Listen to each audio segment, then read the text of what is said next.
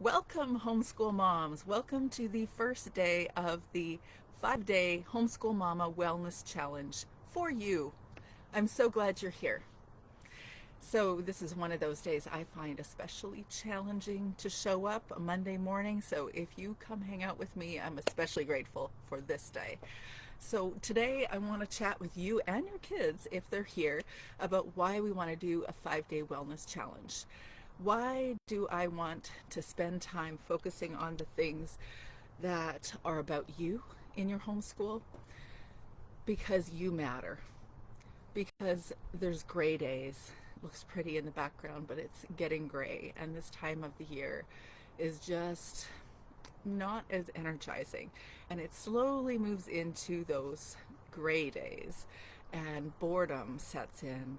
Even though you have many things to look forward to still, because, the holidays are around the corner, we still are beginning to immerse ourselves in extracurriculars and all the activities that we begin in our homeschool journeys.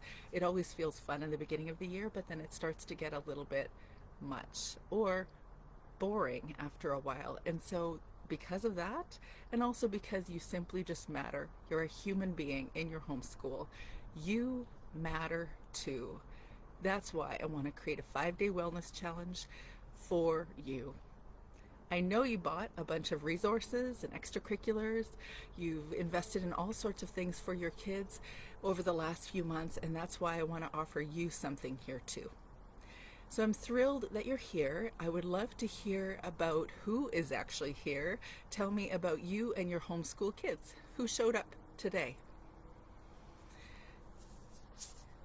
So 3 things I've thought about that can be part of your wellness strategy in today's discussion is that we want to address our unrealistic expectations. We want to recognize that as a mother heart, we often want our kids to be happy. And if they're happy, we feel happy. And so we need to acknowledge that as part of today's discussion. And we need to also acknowledge that the entire purpose of homeschooling is for you to live your life on purpose and teach your kids how to live their lives purposefully too. We want to get away from all the things that don't serve them in a conventional schooled education. We want to create an environment for them that serves them and you. And when we do that, we can actually move you towards living a more purposeful life.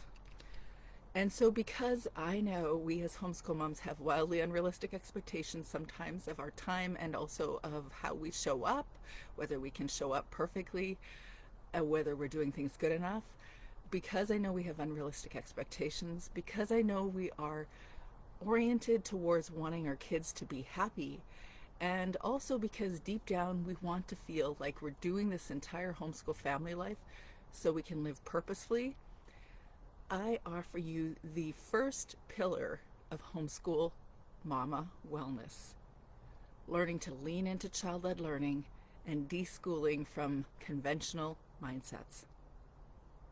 So grab your favorite cup of tea or coffee, get comfy, and let's dive in. So I'd love to hear from those who are here. If you would first, before we get started, just let me know down below who's tuning in, where are you tuning in from, how long you've been homeschooling, and who is watching live today. Is it you or is it you and your kids? I'd love to get to know all of you better. And even if you're not joining in live, I'd love to hear who's watching, so throw in a comment down below. Okay, let's jump right in. Today we're going to be here to discuss a unique approach to homeschooling, one that is embraced by many, but not all.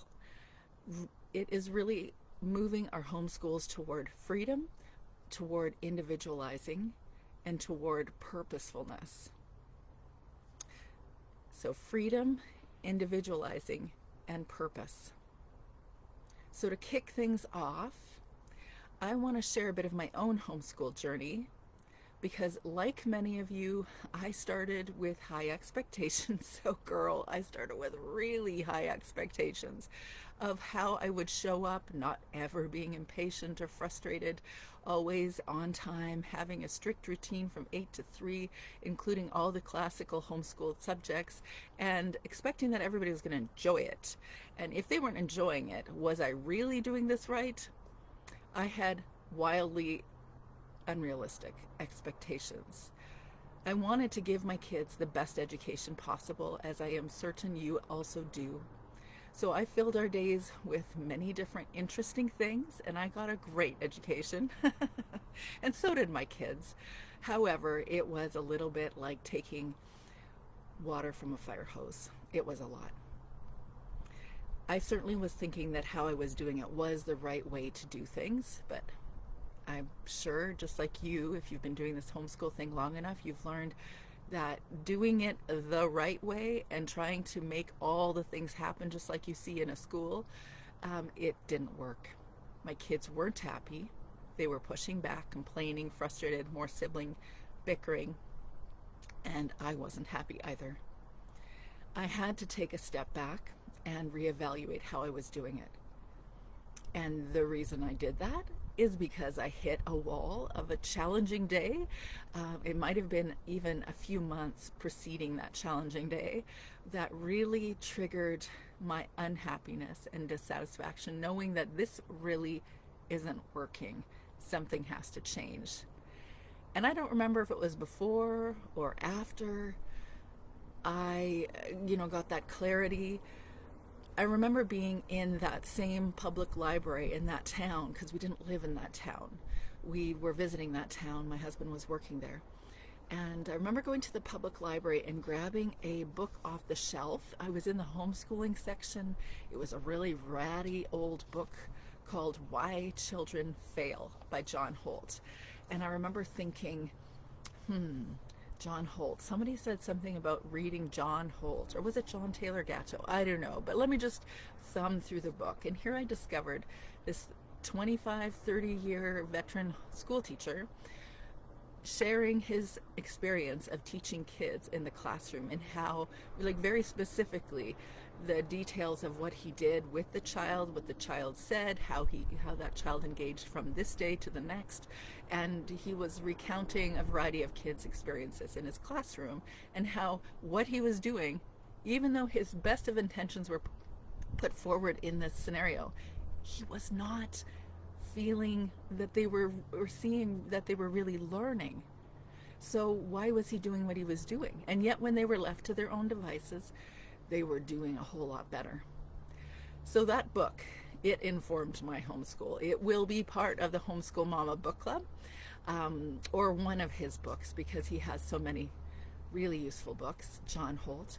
And it really impressed on me that it wasn't a requirement to do a daily routine of school-like activities in order for my child to learn. But that required me to ask myself, how was the way I was doing it not working?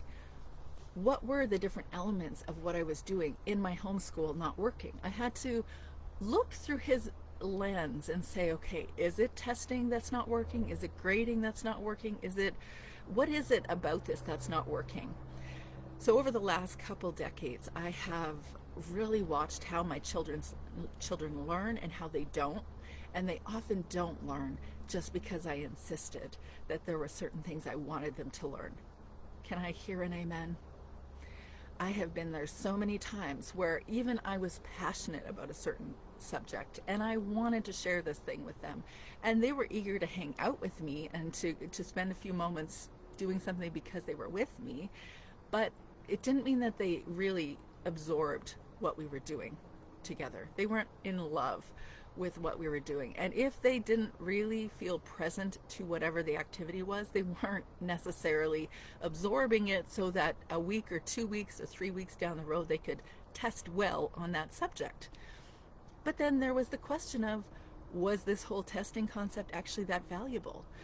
Well, in my experience over the course of time, sometimes testing can be quite valuable for the child's learning because it's reviewing. because it helps them to really lock into what is important. However, it does not mean it's valuable to their life right now. It doesn't mean that it has deep intrinsic value to them, and then it will get locked in here.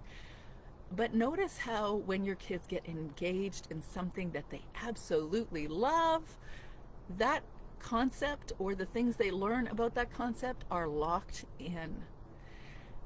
So sometimes we want to teach them things that they don't love, of course. But I know for myself, the way I was doing it, it wasn't working for my child, and it sure wasn't working for me. I think moving away from ways of homeschooling, having perspective shifts in how we are approaching our kids, helps us in our wellness, because we feel realistic expectations. We experience something that's more realistic. We can actually accomplish the thing. We can also feel like we're giving our kids something that matters and that they love and value. And that makes us happy as homeschool moms, as any mother, that we're actually offering our child, they say, that feast, and that our kids actually want to take from the feast. It brings us happiness. And the other thing is that it brings them a stronger sense of purpose. They feel more purposeful in their own life. And why can't they be purposeful at 8? Why do they have to wait till they're 18 or 19 to decide what they're going to do in their life and to actually live a purposeful life in that moment? So I'm not prescriptive about how someone should go about doing that. I genuinely don't think that there is a one-size-fits-all prescription in this. We all have different educational values. We have different family values. We have all the different values. We see things from different perspectives. But I do think that when we know that what I'm speaking to could relate to your homeschool, then you're probably right. It probably is relating to your homeschool somehow. You need to lean in to that child-led learning and de-school your unhelpful homeschool mindsets. So after reading that book, John Holt's book, How Children Fail, I remember bringing my oldest daughter, Hannah, to Starbucks. And I told her we would never homeschool again. I didn't know this then. I actually didn't know this for very long afterward. But she had a neurodiversity that I perceived at the time as just contrariness.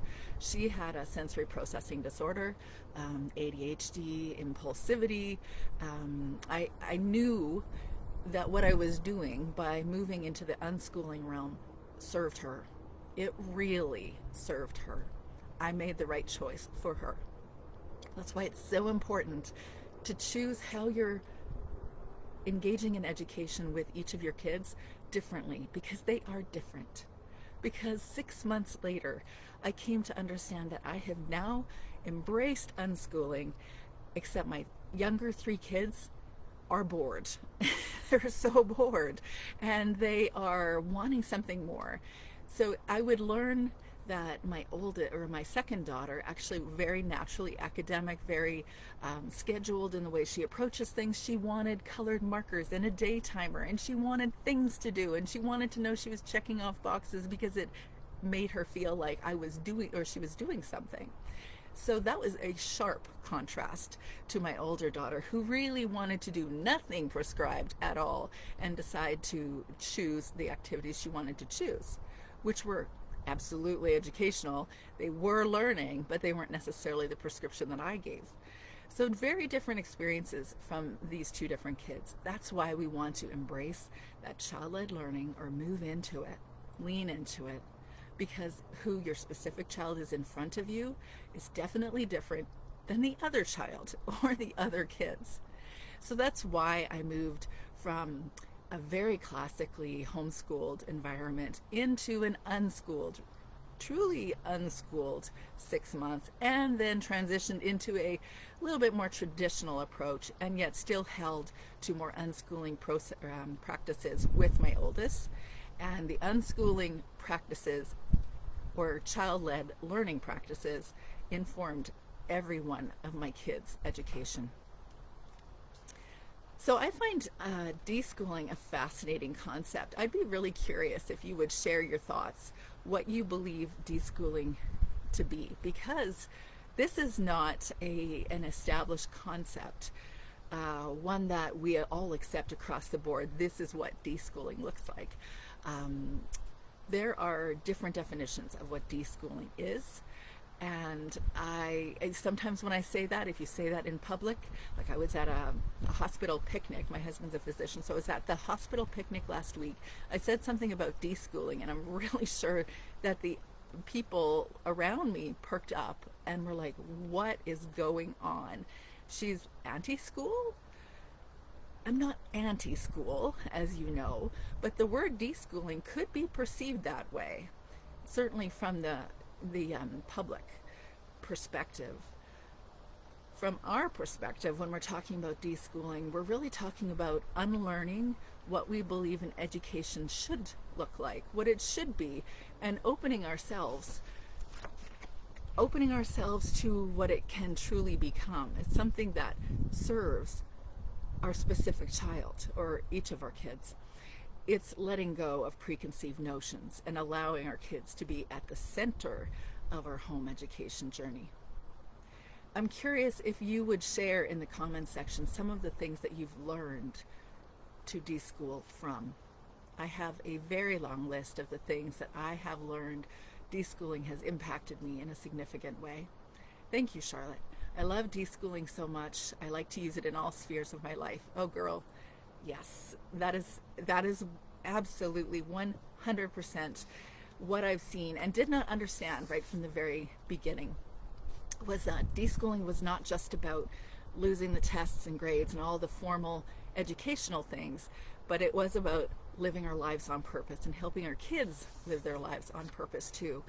It's coming away from can't think of the word, but like a structured assumption. All the big organizations in our world, whether it's government or school system or all the different things, and saying, why are we engaging in the way that we are in those systems? Why do we have those systems? How do they serve us? Or asking ourselves, which one matters more, serving a system like the education system and making sure that we, check all the boxes because the education system asked us to do something, or are we here on the planet to live a life purposefully? And I believe with all my heart that the goal is to live purposefully. And for some reason, perhaps it's a groupthink concept, we tend to want to go with what the crowd says. And the crowd doesn't usually stray from what the crowd has always done. And when we step off that path, the beaten path of the school system or any other systems, we ask ourselves, why are we doing what we're doing more often in all the different realms of our life? And we are really just living more purposefully ourselves, not just helping our kids do that. Yes, when it should happen, how it should happen, why it should happen. So deschooling can mean different things to different people. But what I'm really meaning is releasing ourselves from unhelpful mindsets that really don't serve us or our children so that we can live our lives purposefully and help our kids to do the same. So why should you consider deschooling?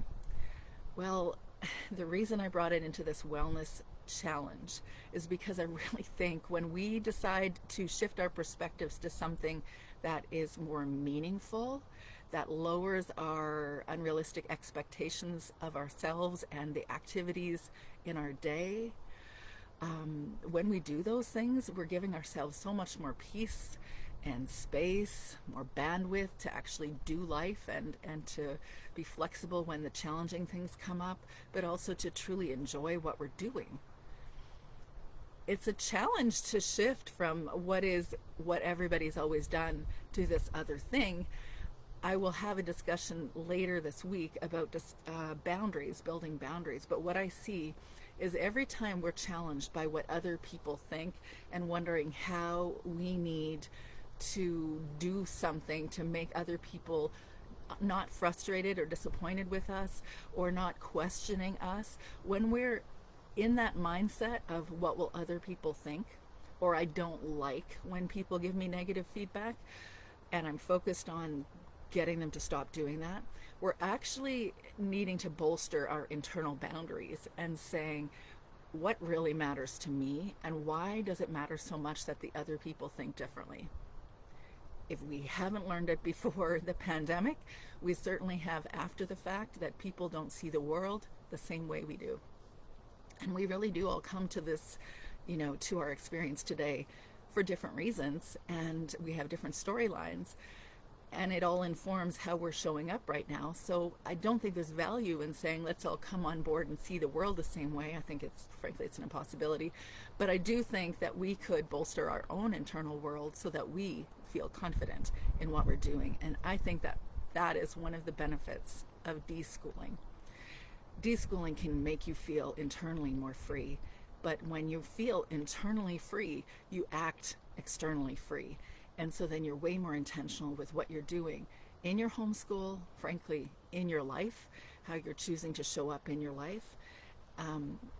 So why do we have to educate them in a classroom? Have you ever thought about that? I bet you have. At some point, you asked yourself, why am I doing this educational approach for my kids the way everybody else is doing? Or why do I have to have a homeschool room? I have a homeschool room. It is now transformed into my husband's political campaign office. It is not used this year. I'm officially retired from homeschooling, and it's a pretty surprising experience for me to shift away from homeschooling. Obviously, I love it, or I wouldn't still be here. But you don't need a homeschool room either. You can have a kitchen table, but also you don't need a kitchen table. You can go outside, or you can go to the grocery store, or you can live inside the community, or your kids can read a book on their bed, or you can use an iPad on this, family room sofa. You can do so many things that are learning, and you can really have an education outside of a place. You can have an education that is, I would say, imperfectly perfect, in that it can be an education filled with gaps. Gaps. Nobody wants to accept that gaps are a thing in our education. There's something really uncomfortable, especially for homeschool moms, and this is why I think we're so uncomfortable with it. Our kids having gaps, because we know that we were the ones to lay out the feast for them, or to give things or offer things to them for them to learn. And so should we have also included this and that and that? And the answer is sure, yes, but you only have so much time. And also, everyone has gaps. My husband, he's a medical physician. He has gaps. I see those gaps. He sees my gaps. I knew my gaps. There's no question. Before I finished high school, I had gaps. But unless you have had 100% GPA in high school, and also know everything on Wikipedia, and are able to formulate equivalently to ChatGPT, and also can answer the questions of the universe, you have gaps. So the goal isn't about making sure we don't have gaps in our kids' education. I'd love to hear what your thoughts are about gaps. Learning to follow what is here instead of what is the group think. What does the group think about how I should do life, or how I should homeschool, or how I should anything, is a growth journey of building your internal world. You're strengthening or bolstering your internal boundaries. It is about stepping off the beaten path, even sometimes a homeschool beaten path, and discovering what life really is intended for you specifically, or for your children specifically. And that's what I see deschooling does. That's what I see that we do when we lean in to child-led learning. When we question why we're doing what we're doing, we can serve our family and our souls and feel much more purposeful in what we're doing. So for that purpose, I would, encourage you, if you're wanting to learn more, if you want to actually use some of these tools in your own homeschool, I have a 5-day deschool challenge. If you are interested, if you're curious about it, I can give you the link to that. I also offer a self-directed course, a group coaching program that I'll be offering in the next few months. I'm presently writing a course, or finishing the audio of a course for deschooling, because I really think that deschooling, or leaning into child-led learning hard, questioning why we're doing what we're doing in our homeschools, helps us have greater perspective in how we're approaching our lives, not just the homeschool element. I want you to feel confident in your homeschool choice. I know it's a rite of passage to not feel confident, to feel uncertain sometimes. That's a rite of passage anytime we do something new. And then when we do the thing long enough, no matter what it is, we do it long enough and we go, okay, I know a few things here. I know how to communicate these things. I know what people need and how I can express them in a way that people can receive them. I know what the next thing is in whatever this journey is. I don't necessarily know if I should or if I have enough confidence for it, but I'll just keep taking the next step and the next step and the next step, and that's when you build confidence.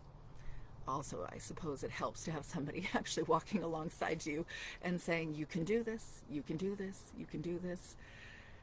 I remember having a homeschool mentor in my early days. She wasn't a formal mentor. She was someone that owned or managed the lending library for the local area, and she had 5 kids. She was a lovely, vivacious soul. She didn't see the world the same way that I did, though, and she didn't homeschool the same way I did. She had a very different outlook on life, but what I saw every single week, it didn't matter what I brought to her and I said, oh, this is happening to me this week, she would say to me, yeah, sounds right, it'll pass. Or, yeah, okay, yeah, that's frustrating. Have you thought about this or that?